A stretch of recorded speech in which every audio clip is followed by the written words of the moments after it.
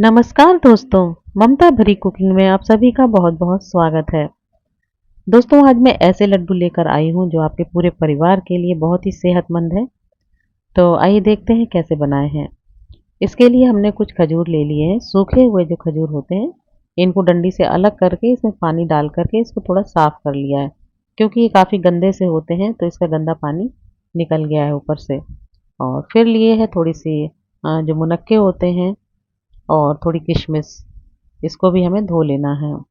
तो इनकी जो गंदगी होती है, ऊपर जो डस्ट होती है, वो निकल जाएगी आराम से। इसको इसी तरह मसल के हमें साफ़ करके एक थाली में निकाल लेना है। इस तरह से देखिए सारे ये हमने धो करके साफ़ कर लिए हैं। और अंजीर मुझे डालना था, मैं पहले भिगोना भूल गई थी, तो इसको मैं भिगो के रख देती हूँ। पहले पानी से धो करके थोड़ी देर के लिए इसको भीगने देती हूँ, तो ये भी सॉफ्ट हो जाएंगे। इन लड्डुओं में मैंने ऐसे 17 चीज़ों का प्रयोग किया है जो कि हेल्थ के लिए बेहद फ़ायदेमंद हैं। तो ये खजूर जो हमने धो करके रखे थे, थोड़ी देर भिगो भी दिया था, तो इसके जो बीज हैं वो हमें निकाल देना है। ध्यान रखिए बीज एक-एक खजूर का ध्यान से निकालिएगा, क्योंकि इनको हम मिक्सी में पीसेंगे। पीसने पर क्या होता है कि बीज बहुत हार्ड होते हैं, तो उससे ब्लेड वगैरह टूटने का डर रहता है। तो ध्यान से इनके बीज निकाल लीजिए और मुनक्के के बीज भी निकाल दिए हैं। इधर मैंने बहुत सारे सीड्स लिए हैं, तो सभी को एक-एक करके ड्राई रोस्ट कर लेना है। इस तरह सबसे पहले मैंने सफ़ेद तिल को ड्राई रोस्ट किया है। उसके बाद जो काला तिल होता है उसको भी ड्राई रोस्ट किया है। अब वाटरमेलन सीड्स हैं, इनको चटकने तक भून लेना है। और इसी तरह सनफ्लावर सीड्स को भी भून लेना है। ध्यान रखिएगा कि गैस की फ्लेम मीडियम ही रहे और उसको लगातार चलाते हुए हमें भूनना है। तो इस तरह करके हम एक-एक करके सारे सीड्स हमें अच्छे से भून लेने हैं, कच्चापन बिल्कुल भी ना रहे। और जो हमारी फ्लेम है बहुत तेज़ ना हो, जिससे कि ये जले नहीं। इसी तरह चिया सीड्स हैं, जितने भी सीड्स हैं सभी सीड्स को हमें अलग-अलग इसी तरह भून लेना है। और ये ड्राई कोकोनट हमने ग्रेट करके रखा हुआ था, वो भी भूनने डाल दिया है। और इधर माइक्रोवेव में मखाना मैंने रोस्ट कर लिया है, 30 सेकंड लगता है, एकदम कुरकुरा हो जाता है। और ये भी भुन गया है, कोकोनट भी भुन गया है। और अब हमें लास्ट में ये जो पॉपी सीड्स होते हैं, यानी कि खसखस दाने जो होते हैं, इसको भी हल्का सा रोस्ट कर लेना है और एक प्लेट में अलग निकाल लेना है।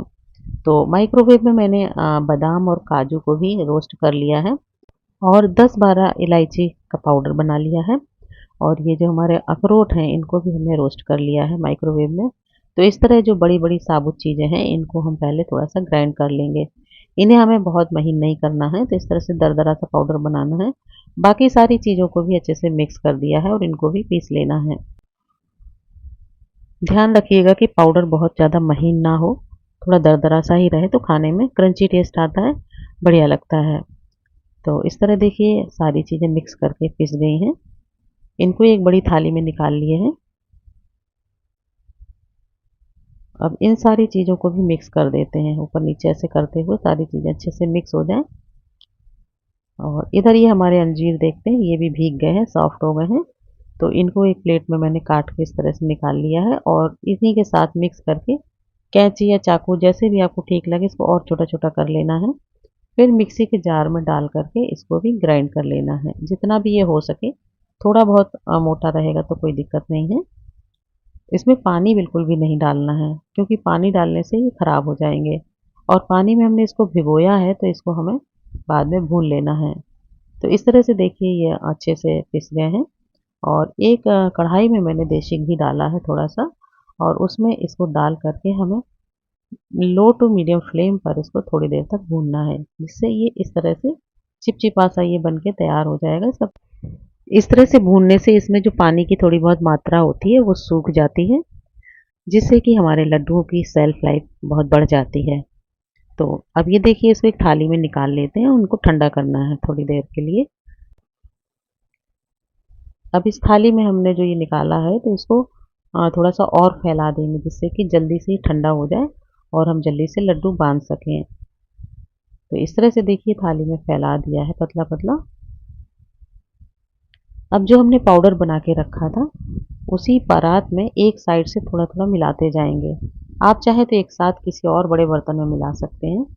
ये काफ़ी ज़्यादा है, इसलिए मैं एक साइड से थोड़ा-थोड़ा इसको मिलाती जा रही हूँ। इसमें मैंने चीनी या गुड़ किसी भी चीज़ का मिठास के लिए यूज़ नहीं किया, केवल खजूर और किशमिश और मुनक्के का यूज़ किया है। आप चाहें तो थोड़ा-सा मिठास अगर बढ़ानी है आपको, तो इसमें आप थोड़ा-सा शहद भी डाल सकते हैं। तो इस तरह से देखिए हमने लड्डुओं को बना लिया है और पॉपी सीड ऊपर से कोट कर दिए हैं। ये लड्डू एक बार बनाइएगा ज़रूर और अगर बढ़िया बनते हैं, तो प्लीज़ कमेंट करके हमें ज़रूर बताइएगा, ताकि मैं आपके लिए और अच्छे-अच्छे वीडियोज़ ला सकूँ। ये लड्डू 15-20 दिन तक आराम से रखकर खाए जा सकते हैं। तो अगर वीडियो पसंद आया हो तो वीडियो को लाइक कीजिए, शेयर कीजिए, चैनल को सब्सक्राइब कीजिए और आपने लास्ट तक ये वीडियो देखा, इसके लिए आप सभी का बहुत-बहुत धन्यवाद।